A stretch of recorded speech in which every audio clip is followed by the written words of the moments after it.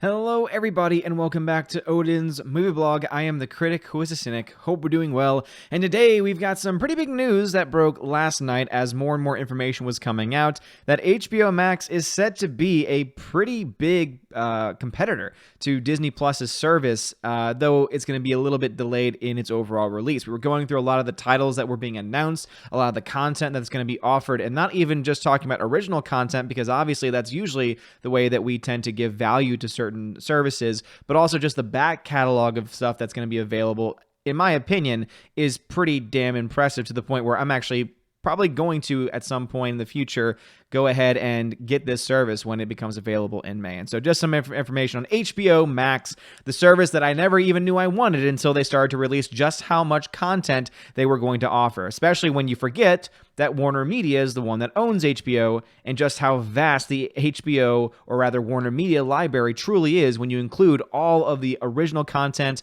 that they would have on day one of release. And so for those wondering, HBO Max has now officially been revealed to be coming out May 2020 for $15 a month. Now, a lot of people looking at this saying, okay, well, Disney's going to get a head start on this, so that seems to be a pretty big deal.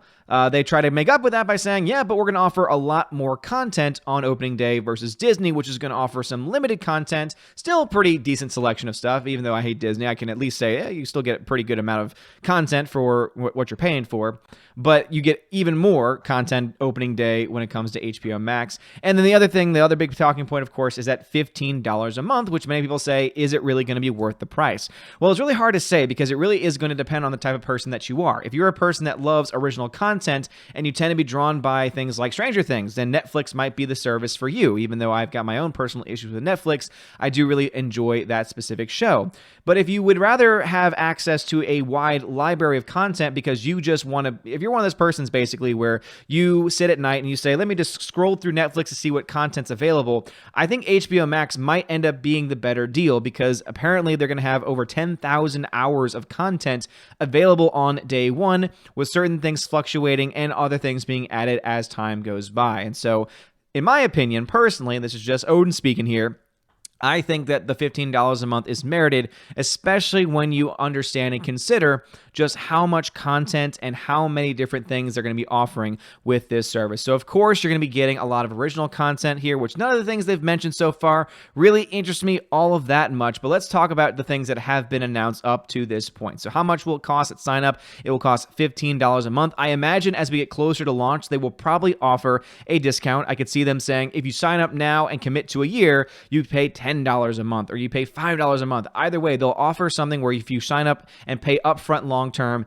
you will probably get a discount. I could see them doing that. A lot of services tend to do that, and especially since they're going to want to try and get into that market, which is already going to be oversaturated with streaming services, especially with Disney Plus being as cheap as it's going to be on launch. They're definitely going to want to be competitive with that, offering those types of deals, especially since Disney already offered that kind of a deal with their already already very cheap entering price point. I think that they will most likely do the same.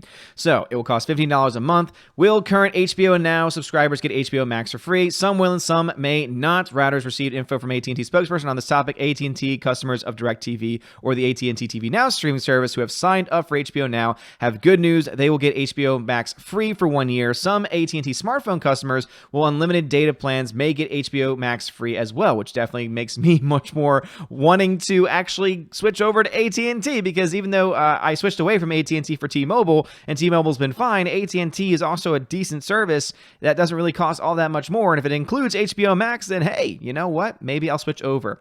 Let's talk about some of the content they have available. So again, if you're an HBO subscriber, you might be able to already get HBO Max for free, but it is going to be something separate. So another important thing to know about this is that HBO is not going away. HBO Now is also apparently not going away. HBO Now will have specific HBO content, while HBO Max will have all of that content and also its own original content, and of course the vast library as well. And so it sounds like, to me, HBO Max will be the better deal. It's probably there because they're going to eventually wean people off of HBO Now and eventually transition completely to Max. But obviously they want to probably give some people that time to transition and not just pull the plug on it right away, seeing that they've probably made a pretty good penny from HBO Now up to this point. So what do we have coming to this HBO Max service? Well, for one, Friends. I've never been a huge fan of Friends. It's never really been a series for me. That being said, Friends, the entire series is going to be available. I know that there's a lot of people out there that love this show. I still don't quite understand it, but hey, you will get all of that content. It is indeed not going to be on Netflix anymore, and it'll be exclusive to HBO Max. So if that's something that you like, if you like being able to binge watch that series, well, hey, there you go. You also will get access to The Big Bang Theory, which is a show that I've personally thoroughly enjoyed for a long time. I, of course, have fallen off the last couple of years, and it really started to go downhill because it became more focused on, the main show was so great for so long because it had that core group of friends and that one outsider in Penny, and then they try to introduce more female characters. And I know that some people might say, why is that a problem? Well, on its face, it's not a problem, but it did also kind of just split the focus. And I feel like they were trying to do way too many things, too many storylines, and a lot of it just became very repetitive overall, and it just really fell apart. So again, I like the introduction of the new characters at first, but I think over time it just became very tiresome, which is why I've fallen away from it. Doctor Who is coming to HBO Max as well. It'll first premiere on BBC, and then it will transition over to HBO Max. I know that for hardcore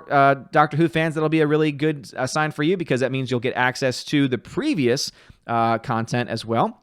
Again, you will get the previous content as well, but you will also get access to it. So it says right here, HBO has snapped up the U.S. streaming rights to the number of BBC shows, including all 11 seasons of the rebooted Doctor Who series that began in 2005. Previously, it had been on Amazon Prime, and so it's no longer going to be available there. It's now going to be available strictly to HBO Max. So if you're a fan of the original HBO Max, or rather, if you're a fan of the original Doctor Who, that's where it'll be. All 50 Years of Sesame Street will be available there as well. That's actually a pretty cool thing to have, especially if you have kids, because Sesame Street, of course, is a part of our lives. For me, this is exciting. All of South Park will be moving over to HBO Max as well. I personally love South Park. It's one of the greatest series of all time, and all 23 seasons will be available there exclusively. That has me pretty excited. What other shows and movies will be on HBO Max? HBO Max will be the new streaming home for shows like the Fresh Prince of Bel-Air, another popular show, Rick and Morty, Pretty Little Liars. I have some family that enjoy that show, and The West Wing. Also, the new shows that premiered on the CW networks in the fall of 2019, like Batwoman and Katie Keene, will be streaming there as well. I'm sure everyone watching this right now is excited. You also have original scripted content like Dune: The Sisterhood, which who knows what that's going to end up being. You also have Raised by Wolves, which is directed by Ridley Scott, so that's one thing that I might actually be interested in. You also have DC Comics-based shows coming as well. So you have DMZ based on DC Vertigo, depict the U.S. Civil War in the near future, DC Superhero High, Strange Adventures, and also a Green Lantern, a live-action Green Lantern series, which I know has a lot of DC fans very, very excited. Some original scripted films, Unpregnant, Let Them All Talk, Super Intelligence, as well. You have also reboots coming along the way with different series. You can, of course, read all of these things. There's plenty of websites. I'm using AndroidAuthority.com because I'm an Android person, and so you have all of that. What's really cool for me, though, that I'm very excited about is that Looney Tunes is going to be available. You will have access to all of the classic Warner Brothers cartoon shorts, and they will be having new Looney Tunes added to it as well. So just think about all the Looney Tunes stuff. They will have all of that available. Is it worth it? That, I think, is going to be up to the individual person. As I said, we do have a lot of information about what's coming to the series, what's coming to the streaming service. And I think that there's enough good content there. For one, they have already guaranteed that the last 40 years of Batman and Superman movies will all be available there. That includes The Dark Knight, includes the Nolan trilogy, includes new films like Joker. Joker will be available day one of the service going live. And so if you don't want to buy it, which I would say, what are you thinking? Go ahead and buy it. It will be available for you to stream on HBO Max exclusively, which is, again, pretty damn awesome. It looks like also South Park available. Episodes will be available there 24 hours after they premiere on Comedy Central, which is also pretty cool. There's also a list of all the things coming to the series as well, or to the show as well, to the service as well. Joker, Friends, Big Bang Theory, Sopranos, Sex and the City, Veep, Game of Thrones, Fresh Prince of Bel-Air, West Wing, Pretty Little Liars, Gossip Girl, The OC, South Park, Rick and Morty. Let's see, The Boondocks, Looney Tunes, Merry Medleys, The Flintstones, The Jetsons, Josie and the Pussycats, Popeye, Scooby, and Scrappy-Doo, Yogi Bear. You also have what is one of the most exciting aspects to all of this, which is that you are going to get exclusive streaming rights to Studio Ghibli films. For those that have never followed Studio Ghibli films, I know, River, I'm excited about that too. Studio Ghibli is an amazing anime company that unfortunately is no longer actively making movies, but they made so many incredible films. So that would have The Cat Returns from Up on Poppy Hill, Howl's Moving Castle, My Neighbor Totoro, Nausicaa of the Valley of the Hidden Wind. You also have Princess Mononoke, Secret World of Arrietty. Spirited Away, arguably one of the greatest up there. You also have some of their newer ones, like When Marnie Was There, The Wind Rises, right? Which apparently will be available fall of 2020. You have all of Doctor Who, The Office UK, Luther, Top Gear. Let's see, anything else that I recognize up there? Sesame Street, as I've mentioned previously before, and Doom Patrol Season 1. Those are all the things that have been announced. There was also, I know, I'm excited for that too, River. You're right. You're right, okay? You got this. I've also been informed that you're going to have access to the entire Warner Brothers library, or at least a large portion of it, including RKO. For those that don't know, no, it is not just a wrestler named Randall Keith Orton, but it is also an old movie studio that owns certain properties, for example, like Citizen Kane. Huge names in the movie industry, huge names in movie history will be available exclusively on the service as well. You also have them having offering monthly. So every month they will curate a list of Turner Classic Movie films that will be available to stream, and you also have them having certain Criterion collections available on the service. And so basically they've got so much original content on the way. I'm more impressed with their library. That's kind of what's leading me to actually want to get this service, is because I like having easy access to a lot of movies, to a lot of TV shows, especially when there's things that I just don't know what I want to watch. I'm a physical media guy. You all know this. I do movie collections. I have my Blu-rays and everything. And I think that physical media is the smartest way to go, because look at Disney. Disney has bought Fox, and now Disney is going to no longer have those movies easily to be accessible. So basically, for those that have been following, Disney is going to not allow Fox films to be available for purchase on Blu-ray and DVD or to be shown in theaters, because they're doing their vaulting method, where they say the movie's in the vault and it's only going to be available when we want it to be available, and it's going to be, it's going to be the price of a brand new film. It doesn't matter if it's been out for a long time. It's going to be the price of a brand new film, Disney pricing, and that means that we're going to create an artificial demand. So that's what Disney's doing. Disney is saying, we're offering all this stuff for cheap, but we're also making sure that you don't spend any money on all of the content that we're going to be taking away from you, so that way we can charge you more for it later down the road. Because if you think they're staying at that $5, $6 range a month, oh, just wait. That number is going to creep up quite quickly over the next few years, especially as the streaming wars go on. But HBO Max starting at $15 a month, is that high? Yes.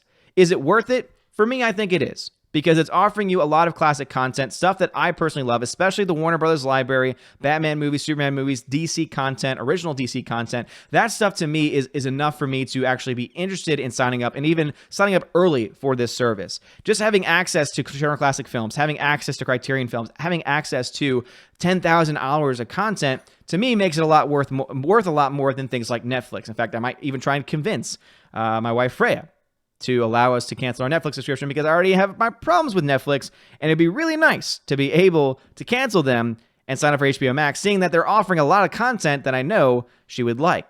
But anyway, what are your thoughts about this? Do you think HBO Max will be worth it? What are some things maybe that I left off of this list that have been brought up in other places? As I said before, there are certain things that are being given a lot of attention and a lot of focus.